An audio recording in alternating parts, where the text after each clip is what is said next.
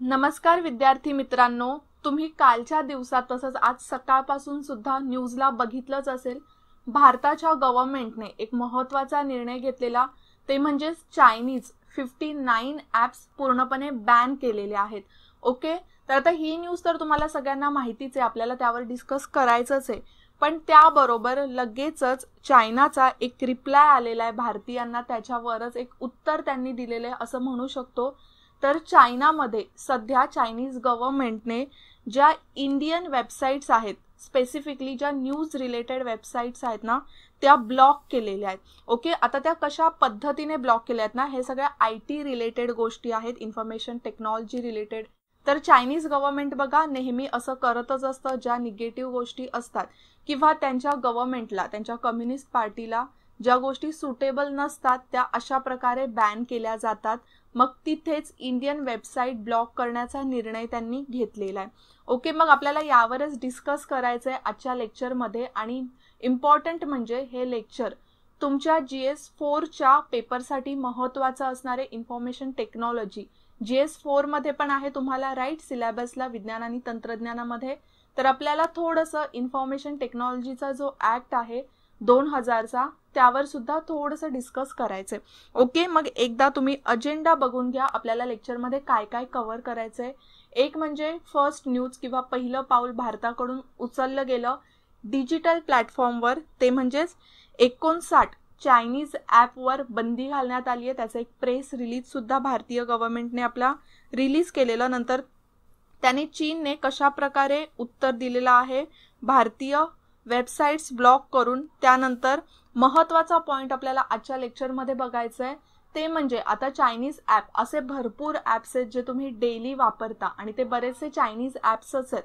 तर मग त्या ॲप्सना अजून कोणते ऑल्टरनेटिव्ह आहेत का, तर बरेचसे असे त्यामधले काही ॲप्स आहेत की ज्यांना ऑल्टरनेटिव्ह अवेलेबल आहेत, तर ते सुद्धा आपण थोडेसे बघणार आहोत. आणि तसंच महत्त्वाचं म्हणजे इन्फॉर्मेशन टेक्नॉलॉजी ॲक्ट 2000, यामध्ये जी काही महत्त्वाची कलमं आहेत ना, आपल्याला डिटेलमध्ये जास्त बघायचं नाहीये, जी महत्त्वाची कलमं आहेत त्यावर डिस्कस करायचे. ओके, मग बघा या लेक्चरची PDF तुम्हाला आपल्या विजन गव्हर्नमेंट जॉबच्या ऑफिशियल टेलिग्राम चॅनलवर मिळेल. तसंच तुम्ही ऑडिओ लेक्चरसुद्धा डाउनलोड करू शकता. आणि त्याचप्रमाणे तुम्हाला आता नीट अभ्यास करायचा आहे राज्यसेवेचा. तर राज्यसेवा 2020 बॅच 3चे ॲडमिशन सध्या सुरू आहेत. त्याचे लेक्चरसुद्धा आपल्या विजन स्टडीच्या ॲपवर अपलोड झालेले आहेत. जर तुम्ही इंटरेस्टेड असाल तर नक्की याला ॲडमिशन घेऊ शकता. त्याचप्रमाणे संयुक्त गट ब चे सुद्धा ॲडमिशन सध्या सुरू आहेत. ओके, मग आता अजिबात वेळ न घालवता सुरुवात करूया आपण आपल्या लेक्चरला. मग बघा, सर्वात पहिल्यांदा न्यूज जी आली ती आपल्याकडून आलेली आहे. इंडियन गव्हर्नमेंटने किंवा तुम्ही म्हणू शकता आपली जी government of India ministry of electronics and IT आहे, तर त्यांनी 29 जून 2020ला एक प्रेस रिलीज काढलं. त्यामध्ये त्यांनी सांगितलं की गव्हर्नमेंटने 59 ॲप, म्हणजे जे चायनीज 59 ॲप आहेत ते पूर्ण बॅन करण्यात आलेले आहेत. आणि हे ॲप का बॅन करण्यात आलेले आहेत, तर भारताची सोव्हरेनिटी आणि इंटिग्रिटी यांना सुरक्षित ठेवण्यासाठी, सिक्युरिटी मिळण्यासाठी. बघा, आपल्या भारताचं सार्वभौमत्व आणि तसंच एकात्मता टिकवून ठेवण्यासाठी भारताचं गव्हर्नमेंट वेगवेगळे डिसिजन्स घेऊ शकतात. हे आपण पॉलिटीमध्ये सुद्धा पाहिलेलं आहे. तर त्याच प्रकारचं हे एक डिसिजन त्यांनी इथे घेतलेलं आहे. आणि त्यानुसार इथे तुम्हाला दिसत आहेत जे 59 ॲप्स आहेत ना, ते बॅन करण्यात आलेले आहेत. मग त्यामध्ये महत्त्वाचं, भारतामध्ये सर्वात जास्त मिलियन्समध्ये लोक यूज करतात ते ॲप्स आहेत, जसं टिकटॉक आहे, शेअरिट आहे, UC ब्राउझर आहे, त्याचप्रमाणे शीन, आता हे तर शॉपिंग ॲप आहे. त्याचनंतर महत्त्वाचं बऱ्याचशा ऑफिशियल कामांसाठी किंवा स्टुडंट्स यूज करतात ते म्हणजे कॅम स्कॅनर, तर हे सुद्धा ॲप बॅन करण्यात आले. त्याचप्रमाणे WeChat आहे, ब्युटी प्लस, असे बरेचसे ॲप आहेत. आणि बघा, काही असे लहान लहान ॲप आहे, पण बरेचसे महत्त्वाचे मोठे ॲप ज्याचे भारतामध्ये भरपूर असे युजर्स आहेत, मिलियन्समध्ये युजर्स आहेत, ते ॲप सुद्धा बॅन करण्यात आलेत. आता तुम्ही इथे म्हणाल मॅम हे ॲप तर बॅन करण्यात आलेत, पण अजून सुद्धा आम्ही वापरतोय हे ॲप. पण तसं नाहीये, बॅन करण्यात आले म्हणजे ते मोबाईलमधून तुमच्या जाणार नाहीये. कोणीही नवीन युजर आता ते ॲप डाउनलोड करू शकणार नाहीत. आणि बघा, ॲप्समध्ये तुम्हाला सुद्धा माहिती असेल नेहमी अपडेट्स येत राहतात. जर तुम्ही अपडेट नाही केलं तर ऑटोमॅटिक ते ॲप तुमचं वर्कच नाही करणार, चालणारच नाही. मग आता जेव्हा कधी नवीन अपडेट येईल त्या ॲपमध्ये, तर मग ते ॲप ऑटोमॅटिक बंद होऊन जाणार आहेत. ओके, असं डिरेक्टली तुमच्या मोबाईलमध्ये ऑलरेडी तुम्ही यूज करताय आणि ते निघून जातील तर तसं नाही आहे. पण यामुळे बघा एका काहीशा टाईम पिरियडमध्ये सगळे ॲप ऑटोमॅटिक बॅन होणारच आहेत. ओके, आणि तसंच ही प्रेस रिलीज आत्ताच आपण बघितली. कोणत्या ॲक्ट अंतर्गत इथे ही प्रेस रिलीज आली आहे हे सुद्धा तुम्हाला माहिती असलं पाहिजे. तर बघा, information technology act section 69A अंतर्गत हे जे ॲप्स आहेत ते बॅन करण्यात आलेले आहेत. ओके, आणि याचंच एक उत्तर म्हणून चायनीज गव्हर्नमेंटने काय केलंय, तर ज्या भारताच्या वेबसाईट आहेत ना, जसं मी तुम्हाला सुरुवातीला सुद्धा सांगितलं, मेनली ज्या न्यूज चॅनल्सच्या वेबसाईट आहेत त्या बॅन केलेल्या आहेत किंवा त्या ब्लॉक केलेल्या आहेत. म्हणजे नॉर्मल कोणताही व्यक्ती यावर हे न्यूज बघू शकत नाही. इनफॅक्ट व्हीपीएन म्हणजेच काय, तर व्हर्च्युअल प्रायव्हेट नेटवर्क, याच्या थ्रू सुद्धा कोणालाही ही न्यूज बघता येणार नाही. अशा प्रकारे तिथे ब्लॉक केलेल्या आहेत वेबसाईट. आता याचे बघायला गेले ना तर 2 रिझन्स आहेत. इन्स्टंट रिझन तुम्ही म्हणू शकता, जे आपल्या इंडियन गव्हर्नमेंटने 59 जे ॲप्स बॅन केलेले आहेत, ॲप्लिकेशन्स बॅन केले आहेत ते. आणि सेकंड रिझन म्हणजे सतत आपल्या इंडियन वेबसाईटवर इंडिया आणि चायना कॉन्फ्लिक्टबद्दल डिस्कस केलं जातं, राईट. त्याच्या न्यूज येतात आणि त्यामध्ये चायनाला भरपूर शिव्या दिल्या जातात, राईट. मग त्यासुद्धा न्यूज लोकांपर्यंत पोहोचू नये म्हणूनच या वेबसाईट्स बॅन करण्यात आल्या. आणि चायनाने असं पहिल्यांदा नाही केलंय, चायना असं भरपूर वेळा करते. इनफॅक्ट कम्युनिस्ट पार्टीला ज्या गोष्टी पटत नाहीत त्या सगळ्या तिथे बंद केल्या जातात, असा त्यांचा सरळ फंड आहे. ओके, इनफॅक्ट तुम्ही या आधी सुद्धा बघू शकता, जेव्हा हाँगकाँगचं प्रोटेस्ट चालू होतं, तिथे रायट्स चालू होते, राईट. काही दिवसांपूर्वीच सरांनी सुद्धा तो टॉपिक कव्हर केला होता. तर त्यामध्ये सुद्धा हाँगकाँगमध्ये ज्या न्यूज असतात, जसं BBC वर आणि CNN वर जेव्हा तिथल्या न्यूज चालू असायच्या हाँगकाँग प्रोटेस्ट रिलेटेड, तर पूर्णपणे चायनीज गव्हर्नमेंटने टेक्नॉलॉजीचा, ऑनलाईन सेन्सरशिपचा पूर्ण यूज करून जेव्हा कधी न्यूजमध्ये हाँगकाँग प्रोटेस्ट असा शब्द किंवा अशा प्रकारची न्यूज असायची ना, तर पूर्णपणे स्क्रीन ब्लँक व्हायची. म्हणजेच बघा किती त्यांचं तिथे म्हणू शकता डॉमिनन्स आहे. इनफॅक्ट या चॅनल्सवर सुद्धा, वेबसाईट्सवर सुद्धा ती स्क्रीन ब्लँक व्हायची आणि जेव्हा ती न्यूज कव्हर केली जायची म्हणजे संपायची, त्यानंतर पुन्हा स्क्रीन म्हणजे ऑन स्क्रीन यायची. तर अशा प्रकारची कामं तिथे चायनीज गव्हर्नमेंट करते. आणि त्याचप्रमाणे आता बीजिंगने किंवा तुम्ही म्हणू शकता चायनीज गव्हर्नमेंटने इंडियन न्यूजपेपर्स आणि वेबसाईटसुद्धा आता ॲक्सेस केल्या जाऊ शकत नाहीत असं सांगितलेलं आहे. ओके, तर हे सगळे पॉईंट्स तुम्हाला इथे लक्षात असलं पाहिजे. आणि महत्त्वाचं म्हणजे आपण हे 59 ॲप्स का बंद केलेले आहेत किंवा का बॅन केलेले आहेत, तर देशाचं संरक्षण आणि नागरिकांच्या प्रायव्हसीच्या दृष्टीने धोकादायक असलेल्या चीनी ॲपवर बंदी घालण्याचा निर्णय केंद्र सरकारने घेतलाय. तर यासाठी ना आपल्या ज्या केंद्रीय गुप्तचर यंत्रणा आहेत त्यांनी ऑलरेडी सरकारला एक अहवाल दिला की सध्या या बाबतीत जे सायबर क्राईम आहे ते वाढण्याचे चान्सेस जास्त आहेत. हे सगळे ॲप्स त्यांचा डेटा म्हणजे आपला जो डेटा आहे, भारतीयांचा डेटा, तो चायनीज गव्हर्नमेंटला देतो. ओके, आणि त्यामुळेच मग हे ॲप्स बॅन करण्यात आले पाहिजेत. आणि मग हा धोका टाळण्यासाठीच जे चायनीज ॲप आहेत ते बॅन करण्यात आलेले आहेत. आणि बघा, या आधी सुद्धा तुम्हाला माहिती नसेल तर ऑलरेडी बरेचसे असे चायनीज ॲप आहेत ज्यांचं वेगवेगळ्या देशांमध्ये ज्यांच्यावर केसेस चालू आहेत किंवा काही ॲप्सना बॉयकॉट करण्यात आलेलं आहे. जसं त्यामध्ये तुम्ही म्हणू शकता बघा, 2017मध्येच ऑस्ट्रेलियामध्ये विबो ॲप आहे, त्यानंतर WeChat ॲप आहे, यांच्यावर सायबर सिक्युरिटी लॉ मोडण्याची केस ऑलरेडी चालू आहे. त्यानंतर 2018मध्ये चायनीज ॲप्स आहेत जसं विबो आणि टेन्सेंट, हे चायनीज गव्हर्नमेंटना USAच्या लोकांचा डेटा ट्रान्सफर करतायत अशी सुद्धा एक न्यूज आलेली. आणि आता तर ऑस्ट्रेलियाने जे WeChat आहे ना ते ऑस्ट्रेलियाच्या सोल्जर्सना वापरण्यापासून पूर्णपणे बंदी घातलेली आहे. त्याचप्रमाणे महत्त्वाची एक रिसेंट न्यूज सुद्धा आलेली USAच्याच बाबतीत, अमेरिकेच्या बाबतीत. तुम्हाला टिकटॉक ॲप माहितीच आहे, राईट. तर आणि सध्या भारतामध्ये सर्वात जास्त यूज केला जाणारा टिकटॉक ॲप आहे. 120 मिलियन एवढे भारतीय युजर्स या ॲपवर आहेत आणि ॲक्टिव्ह युजर्स आहेत. ओके, तर या ॲपचं आयफोनचा असा एक डेटा आलेला की आयफोन युजर्स जे आहेत USAचे, तर त्यांचा डेटा चोरला जातो किंवा चायनीज गव्हर्नमेंटला सेल केला जातोय. तर ती सुद्धा एक न्यूज होती किंवा ती सुद्धा एक केस, रिसेंटच केस होती आयफोन युजर्ससाठी, iOS युजर्ससाठी.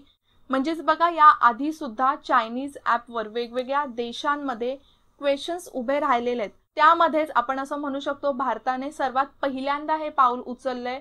भारत एकदम फ्रंटवर आहे की चायनीज ॲप बॅन केले पाहिजेत. आणि आपल्याला कदाचित पुढे असं पण दिसू शकतो बाकीचे जे कंट्रीज आहेत ते सुद्धा हळूहळू करून काही ॲप्स बॅन करू शकतात, चायनीज ॲप्स. ओके, तर हे तुम्हाला थोडंसं लक्षात आणि माहिती असली पाहिजे म्हणून मी हे सगळे पॉईंट्स तुम्हाला सांगते. आणि अजून एक महत्त्वाची गोष्ट म्हणजे ते तर बघा, हे ॲप्स बॅन करण्याचं प्रेस रिलीज आत्ता आलेलं आहे.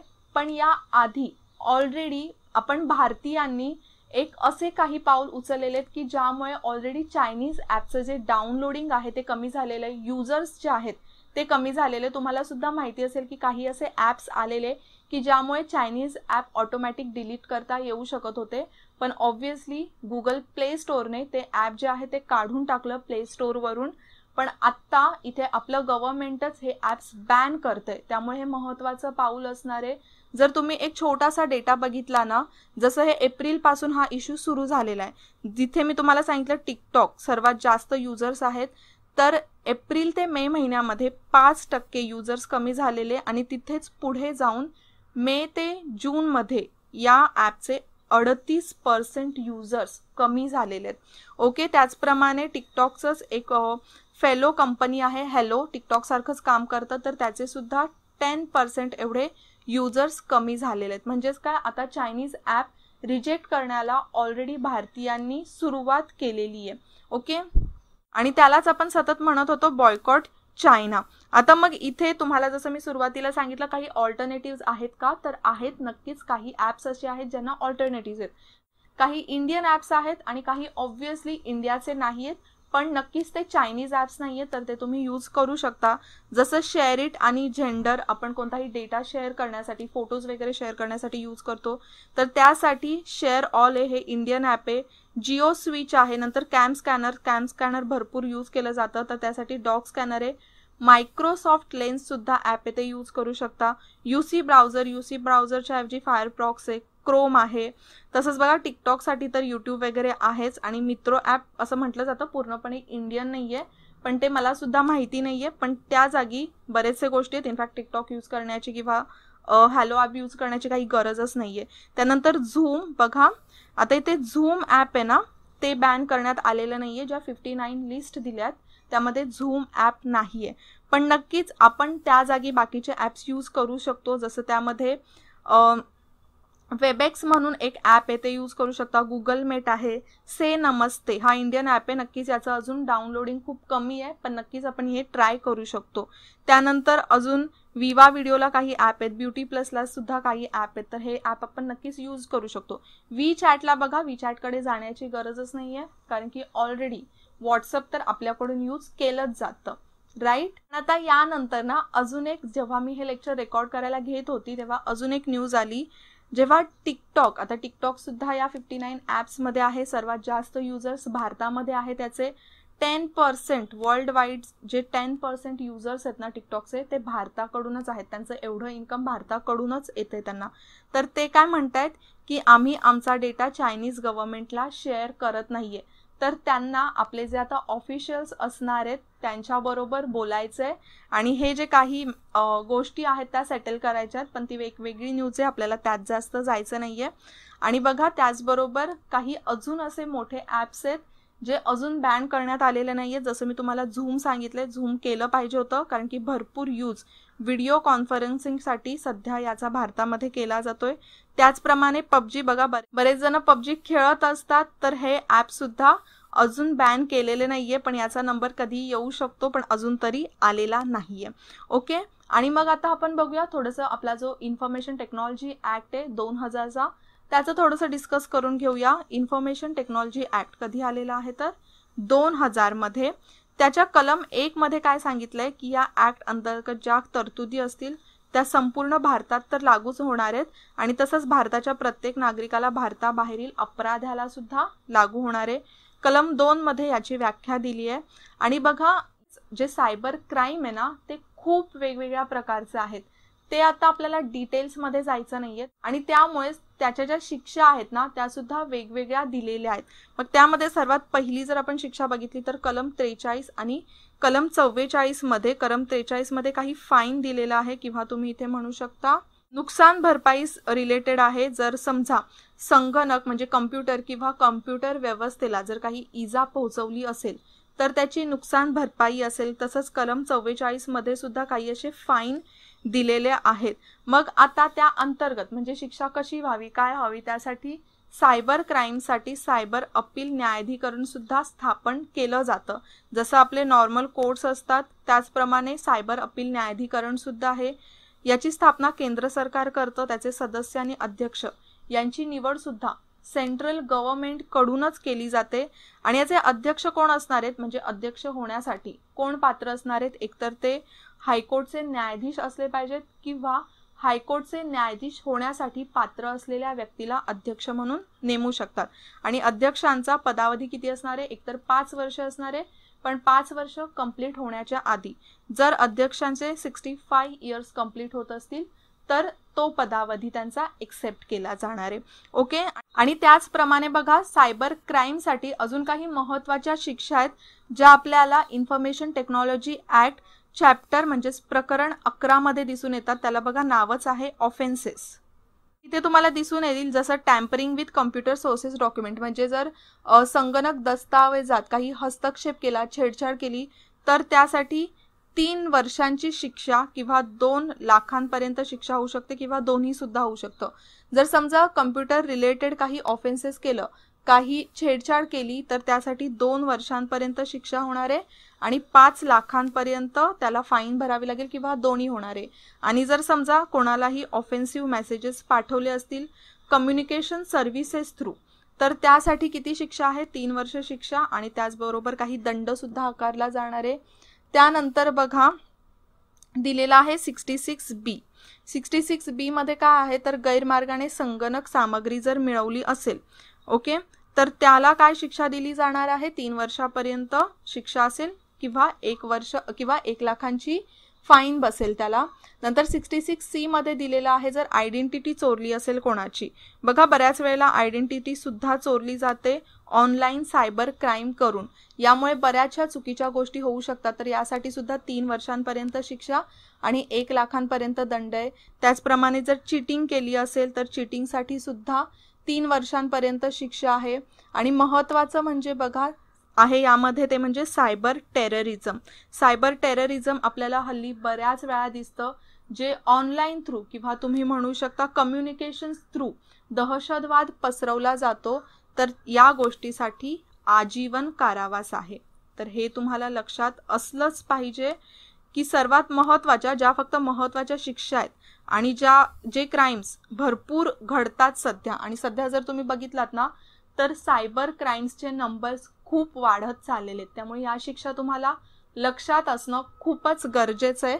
आणि यातूनच ना तुमच्यासाठी एक महत्त्वाचा प्रश्न आहे तो म्हणजे भारतातलं सर्वात जे पहिलं सायबर क्राईम पोलीस स्टेशन आहे ना ते कुठे स्थापन करण्यात आलेलं.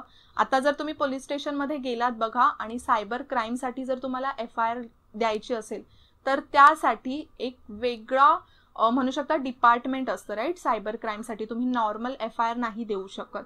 तर त्यासाठी सायबर क्राईमचं जे पहिलं पोलीस स्टेशन आहे ते कुठे स्थापन करण्यात आलेलं भारतात, महत्त्वाचा प्रश्न आहे हा. तुम्हाला नक्कीच आन्सर करायचं आहे याचं. आणि तसंच बघा हा जो ऍक्ट आहे ना आपला द इन्फॉर्मेशन टेक्नॉलॉजी ऍक्ट, यामध्ये एकूण 14 प्रकरणं आहेत. जर बघायला गेलात तर तुम्हाला तिथे 13च प्रकरणं दिसतील.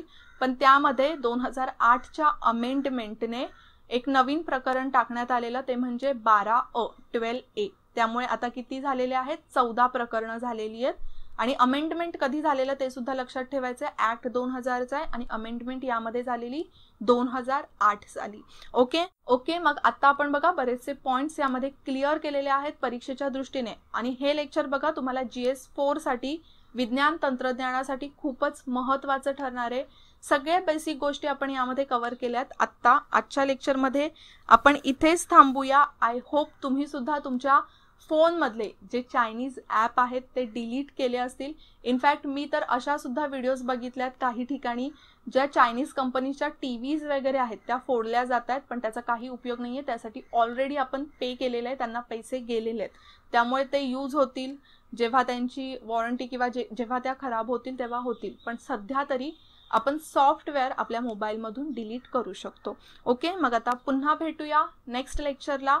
तोपर्यंत जय हिंद, जय महाराष्ट्र आणि थँक्यू. विजन स्टडी स्मार्ट विद्यार्थ्यांसाठी स्मार्ट लर्निंग प्लॅटफॉर्म तुमच्यासारख्या हजारो तरुणांना, गृहिणींना व जॉब करणाऱ्यांना सरकारी नोकरीच्या तयारीसाठी मार्गदर्शन करत आहे. तुम्ही विजन स्टडीच्या सेवेचा लाभ कुठूनही आणि कधीही घेऊ शकता, ज्यामुळे तुमचा शहरात येऊन राहण्यासाठीचा पैसा आणि वेळ दोन्हीही वाचेल. म्हणूनच वेळ न वाया घालवता आजच प्रवेश घ्या आणि तुमच्या स्वप्नातील सरकारी नोकरीच्या एक पाऊल जवळ जा, तेही अगदी माफक दरामध्ये. तर वाट कशाची पाहताय? एक उज्ज्वल भविष्य तुमच्या समोर आहे. आम्ही प्रवेश घेतलाय, तुम्हीही घ्या. अधिक माहितीसाठी आजच भेट द्या. Visit www.visionstudy.in. हो, स्वप्न पूर्ण होतात.